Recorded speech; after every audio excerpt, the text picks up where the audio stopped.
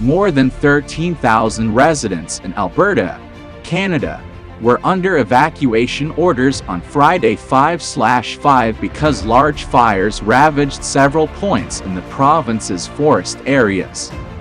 There were 91 fires burning, 27 of which were considered out of control and 18 classified as controllable.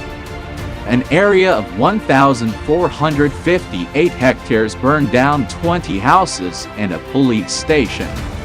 Residents of Drayton Valley, 140 km 87 miles west of the provincial capital Edmonton, were also ordered to evacuate late Thursday. Information Unit Manager for Alberta Wildfire, Christy Tucker, said there were far more wildfires this year. This is significantly more wildfire activity for this year than we've seen in the past, he told a news conference Friday.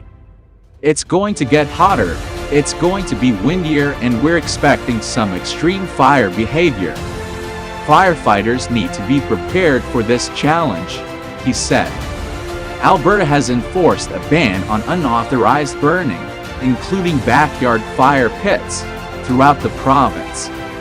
Recreational use of off-road vehicles on public land, including designated OHV lanes, is now also prohibited.